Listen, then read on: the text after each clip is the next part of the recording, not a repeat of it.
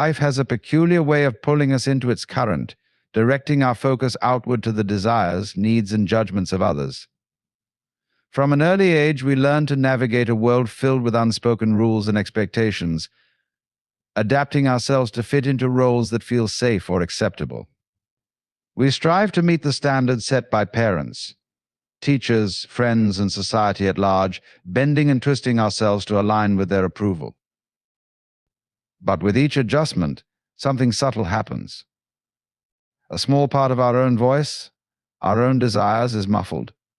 We learn to prioritize what others want over what we truly need, convincing ourselves that fulfillment lies in meeting those external demands. Over time, we may even lose sight of what we wanted in the first place, mistaking the applause of others for genuine satisfaction. It's a seductive cycle, isn't it? The more we seek approval, the more we become dependent on it, shaping our lives around what we think will make others happy. We allow their judgments to define us, their praise to validate us, their criticisms to wound us. And yet, no matter how much we strive to meet these expectations, they remain ever shifting, like trying to dance to a tune that constantly changes tempo. What's curious is how natural this feels, how easily we accept the idea that our worth is tied to how well we perform for others. Rarely do we pause to ask whose expectations we're dancing to or why. And in that relentless rhythm, we often forget that the music of life was meant to be ours to compose, not merely to follow. In the grand theater of life, we find ourselves stepping into roles that often feel preordained, as though handed down to us before we even understood what they meant. From the moment we're old enough to listen, we're taught who we're supposed to be: the diligent student, the obedient child, the responsible adult. These roles come with scripts, unwritten yet deeply ingrained, telling us how to behave, what to say, and even what to feel. We adopt these roles because they offer a sense of belonging, a way to navigate the complex web of relationships and expectations around us. They become a mask we wear, not out of deceit, but out of necessity, a way to fit into a world that values conformity over individuality. Yet as time goes on, the mask begins to feel heavier. It molds itself to our faces so seamlessly that we forget it's even there, mistaking the role for who we truly are. And still, we continue to play our parts, believing that this is what life demands of us. We strive to be the perfect partner, the ideal friend, the model employee, tailoring our actions to meet the expectations of others. But there's a cost to this endless performance. With each role we assume, a little piece of our authentic self gets left behind, tucked away in the corners of our being, waiting for a moment of freedom. There's a quiet tension in living this way, a sense of dissonance between who we are and who we pretend to be. It's as if we're living someone else's life, walking a path designed for a different set of footsteps. And yet we hesitate to step off the stage, fearing the uncertainty of what lies beyond the script. What if the world doesn't accept the person behind the mask? What if the roles we've played are all we know how to be? Still, deep down, there's a longing, a yearning to let go of the pretense and simply exist as we are, unfiltered and unrefined. It's a quiet reminder that life is not about perfect performances, but about embracing the raw, unscripted moments that make us truly alive. As we move through life, we often find ourselves draped in garments not of our own choosing. These are the costumes of expectations, roles, and identities imposed upon us by family, society, or circumstance. At first glance, they may seem fitting. After all, they're tailored by those who claim to know us best. But as we wear them, something begins to feel off. The fabric chafes, the seams dig into our skin, and we realize that these costumes, though made with intention, were never truly ours. We adjust, tugging at the edges, trying to make them fit. We convince ourselves that the discomfort is temporary, that with time we'll grow into these borrowed identities. But the more we wear them, the more we feel the weight of their inauthenticity. They don't reflect the person we are, but the person others think we should be. And so we carry the burden of these ill-fitting costumes, pretending they suit us because removing them feels too risky, too exposing. There's a strange safety in these garments, despite their discomfort. They provide us with a sense of belonging, a way to blend into the world without drawing too much attention. But they also trap us, concealing the vibrant, multifaceted self that lies beneath. We become actors in a play we didn't write, performing roles dictated by the script of societal norms and external expectations. And yet, no matter how well we play the part, we can't escape the nagging feeling that something isn't quite right. This discomfort isn't a sign of failure, it's a signal from within, a quiet nudge toward authenticity. The ill-fitting costume reminds us that we are not one-size-fits-all beings. We are unique, with edges and curves and textures that no ready-made identity can accommodate. And though shedding these costumes can feel like stepping into the unknown, it's also the first step toward discovering the truth of who we are. When we finally muster the courage to take off these ill-fitting garments, we might feel vulnerable, exposed, even naked. But in that vulnerability lies freedom, the freedom to weave our own fabric, to craft a wardrobe that truly fits, and to step into a life that feels not borrowed, but fully our own. Amidst the noise of the world, the constant chatter, the demands, and the ceaseless stream of opinions, there exists a quieter presence. It's subtle, almost easy to miss, like a whisper in a crowded room. This is the inner voice, the part of us that doesn't shout or demand, but simply waits, patiently to be heard. It speaks not of what others want from us, but of what we truly need. It's the voice that asks, "What about me?" Not in selfishness, but in a plea for recognition. From a young age, we learn to silence this voice. We're taught to prioritize the external, to seek approval, to fit in. We learn to follow rules and meet expectations, gradually drowning out our inner compass. Over time, the voice grows faint, buried beneath the layers of roles we play and the noise we absorb. But it never truly disappears.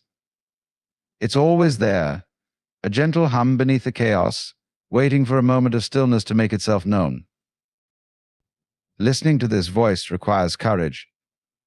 It asks us to pause, to set aside the distractions and demands of the world, and to turn inward. And this can be uncomfortable, even frightening. To truly listen means confronting truths we may have ignored, desires we've suppressed, and fears we've avoided. Yet within this confrontation lies the path to authenticity. The inner voice doesn't conform to the world's expectations. It doesn't care about the accolades or the opinions of others. It speaks only of what resonates with the deepest parts of ourselves. It reminds us of what we've forgotten, the dreams we set aside, the passions we've neglected, the parts of us that long to be expressed. It's not a critic, but a guide, gently steering us back to the essence of who we are. And though it may seem small and fragile, this voice holds immense power. When we begin to honor it, to act on its wisdom, we find a sense of alignment that no external validation can provide. The world might not always understand, and that's okay. The inner voice isn't meant to please the world, it's meant to reconnect us with ourselves. To hear it, we must first make space, moments of quiet amidst the noise, moments where we allow ourselves to simply be. And in those moments, we rediscover the voice that has been with us all along, waiting to remind us of the life that is truly ours to live. There's a curious tendency within us, a subtle, almost unconscious habit to turn away from ourselves. We fill our days with tasks and distractions, moving from one obligation to the next, rarely pausing long enough to sit in the quiet of our own presence.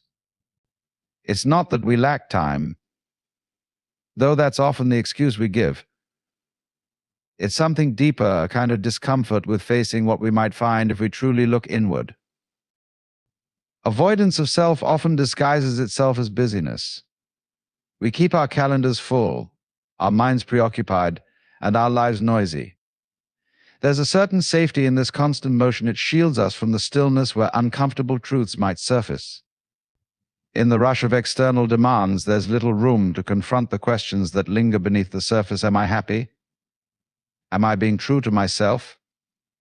What is it that I really want? These questions are weighty, and the answers are not always easy to accept. Sometimes this avoidance takes the form of external validation. We focus on pleasing others, meeting their expectations, and achieving their approval. By doing so, we divert attention away from our own needs and desires. It's as though by satisfying the world, we can avoid the responsibility of satisfying ourselves. But no matter how much we give, how much we accomplish, or how much praise we receive, there's always a quiet sense of incompleteness, a void that cannot be filled from the outside. There's also the fear of what lies within. To turn inward is to face our doubts, our regrets, and our vulnerabilities. It's to confront the parts of ourselves that we've hidden or denied, the parts we fear others might reject. But in avoiding these shadows, we also avoid the light. We miss the chance to connect with the wholeness of who we are, flaws, fears, strengths, and all. This avoidance is not an act of laziness or failure, it's a coping mechanism. It's easier to stay in the realm of the familiar, even if it leaves us feeling restless or unfulfilled, than to venture into the unknown landscape of the self. But deep down, there's a quiet yearning, a longing to be seen not by others but by ourselves, to acknowledge our own existence, to listen to our own voice, and to honor our own truth. Turning toward ourselves isn't always comfortable, but it is necessary. It's in the stillness, in the moments of honest reflection, that we begin to understand who we are and what we need. And in doing so, we find a sense of clarity and peace that no amount of avoidance can ever provide. There comes a point in life, often unannounced, when we feel a subtle yet undeniable sense of misalignment, a feeling that the life we're living isn't quite our own. It's as though we've wandered too far from a place we once knew well, a place that held the truest version of ourselves.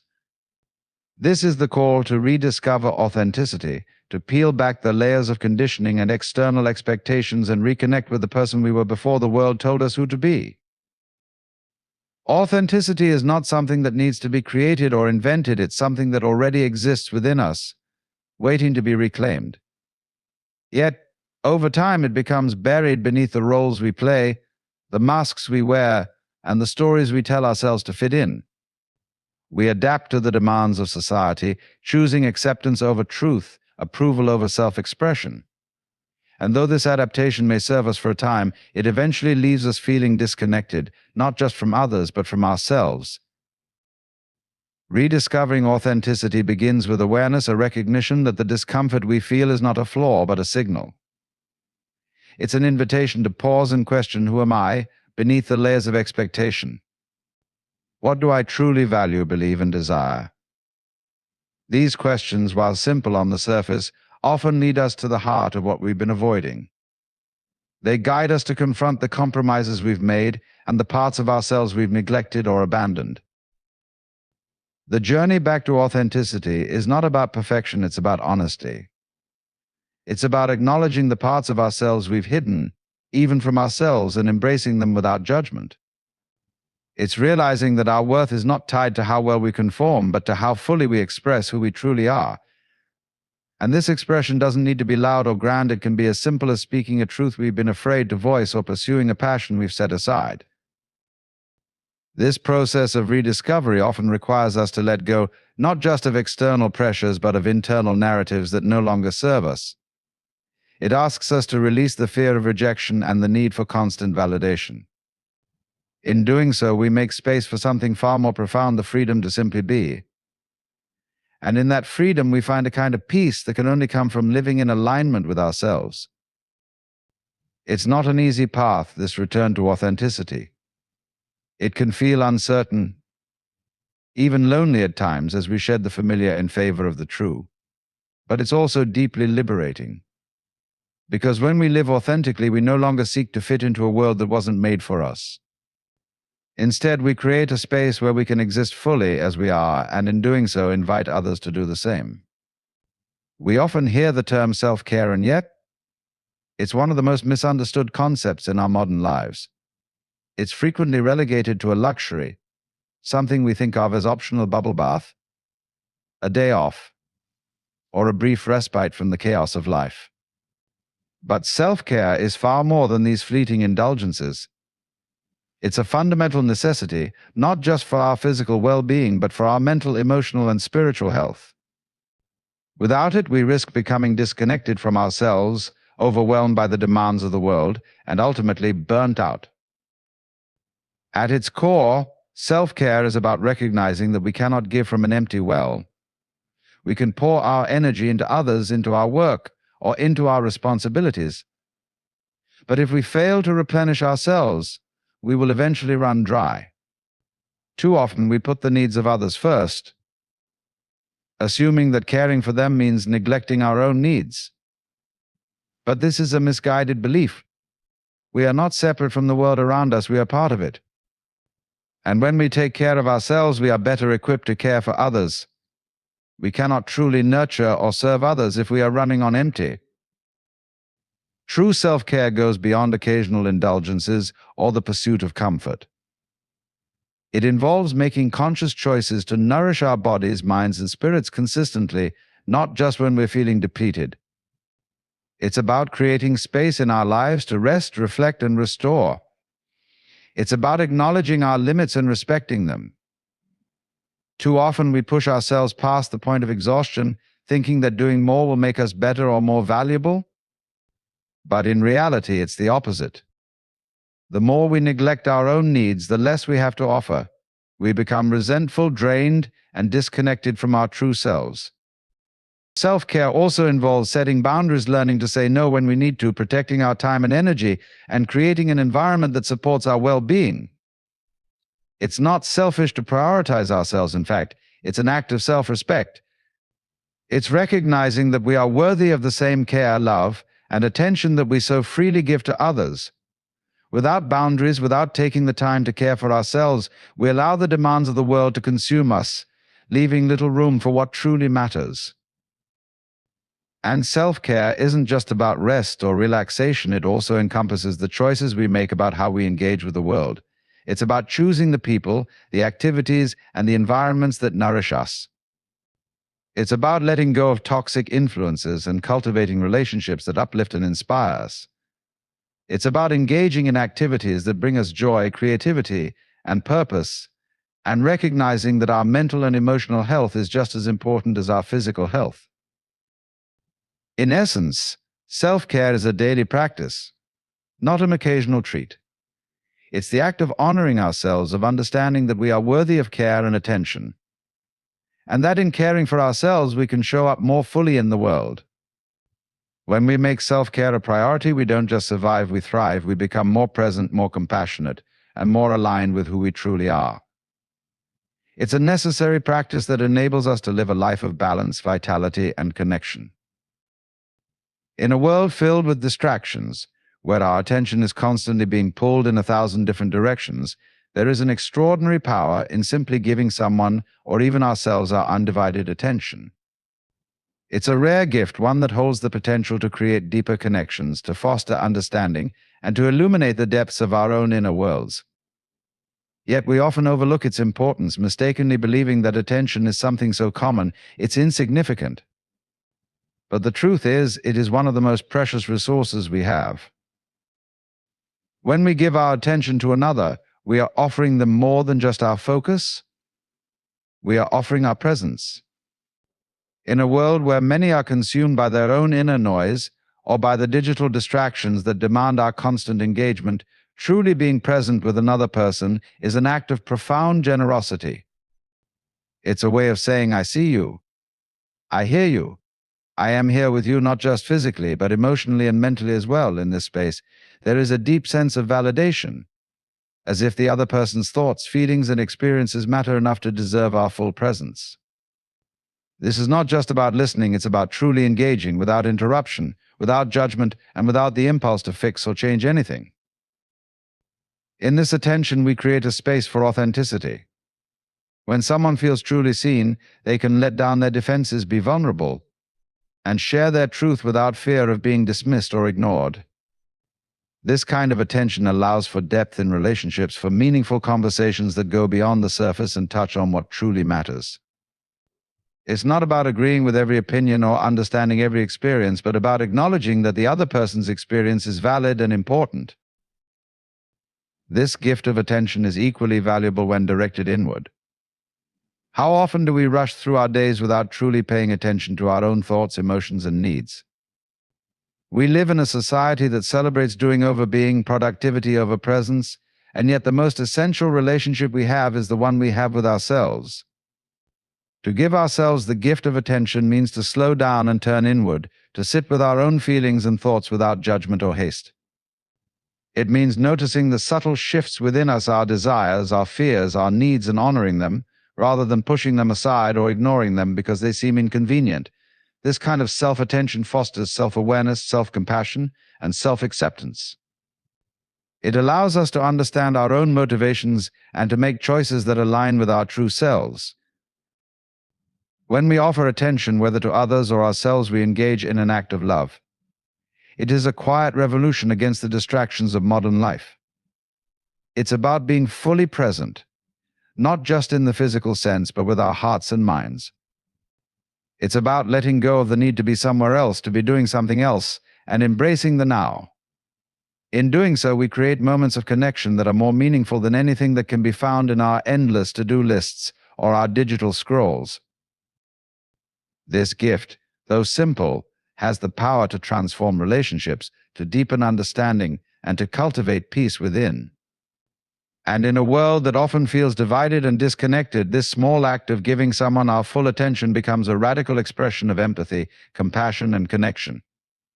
It reminds us that at the core, what we all truly seek is to be seen, heard, and valued for who we are. When we offer our attention, we are not just acknowledging another's presence, we are affirming their worth. And in doing so, we reaffirm our own. In the midst of our busy lives, it's easy to lose sight of the most important relationship we can cultivate, the one with ourselves. We often find ourselves trapped in the dance of expectations, playing roles that don't fit, and wearing costumes that suffocate our true selves. Yet, when we pause and listen to our inner voice, we begin to uncover the authenticity that's always been there, waiting to be rediscovered. This journey requires courage and self-care, tending to our own needs and setting boundaries so we can show up fully in the world. And in this process, we realize the power of attention both to ourselves and others as the key to deeper connection, understanding, and presence. When we honor our own truth, take the time to nurture ourselves, and give our full attention to the moments that truly matter, we create space for a life that is more aligned, meaningful, and true to who we really are.